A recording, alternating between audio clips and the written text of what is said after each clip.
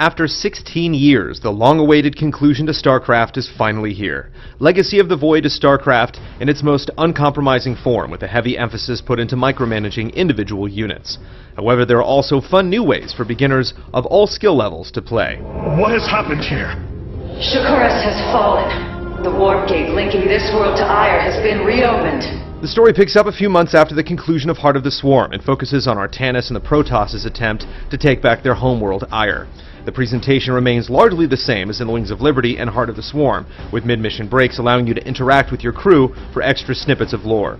There are a few surprises along the way, but unfortunately, Artanis is the least compelling main character compared to Raynor and Kerrigan. He rallies the Protoss and fights back against the evil Amon, but never has to make tough choices. Still, Legacy of the Void features some of the most intricate and emotional moments in the entire trilogy, and provides a fitting payoff for longtime fans.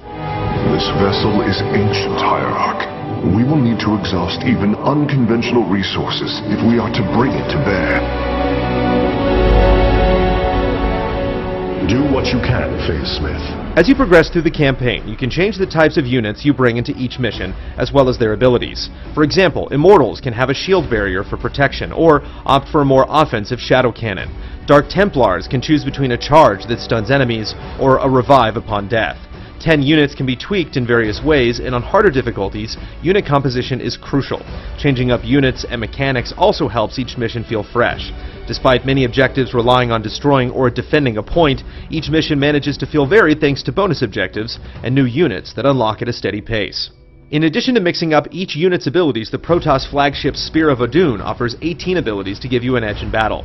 They range from being able to extract Vespene gas without expending workers, an orbital strike that deals damage to enemies, and the ability to deploy a powerful hero unit. Each ability costs a certain amount of Solarite, a special currency awarded for completing missions and undertaking dangerous side objectives. Since the flagship's abilities are so powerful, the Solarite vital to using them is a significant reward, making bonus objectives feel worthwhile, even when they put an entire mission at risk.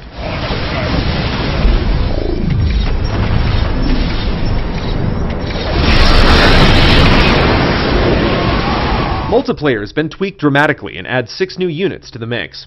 The starting worker count has been increased, and mineral lines now have less resources, forcing players to expand more quickly. This makes the flow of matches much faster, as expanding early and often is fundamental to sustaining your army.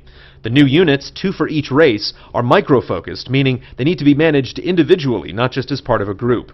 Previously, StarCraft II focused on clumping a massive army together and running it into the enemy, but many of the new units counter this strategy directly, forcing players to think more strategically. The Zerg Ravager can decimate troops clumped together, but casting its attack takes accuracy and timing. The same can be said for the Protoss Disruptor, which fires a massive orb that does massive area damage at the cost of a long casting time. Other changes, like granting a medevac the ability to drop a tank while it's sieged, is just another example of how Legacy of the Void favors detailed tactics over broad strokes. All of these changes add up to more nuanced games, promoting quick thinking and adaptability. A new mode called Archon is a great tool to help ease new players into competitive multiplayer, giving experienced players an opportunity to show friends proper build orders and micromanagement.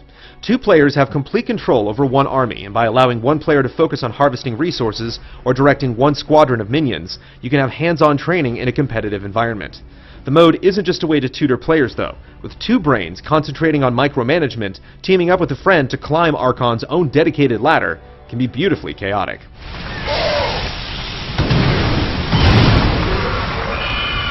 Co-op missions are another great place to learn the game in a less intense environment. You can team up with a friend and choose one of 6 heroes, each with different abilities. Raynor can call in the Hyperion battlecruiser, but it's the Zerg that steal the show. Kerrigan and Zagara join the battlefield directly and play similarly to heroes in Warcraft III.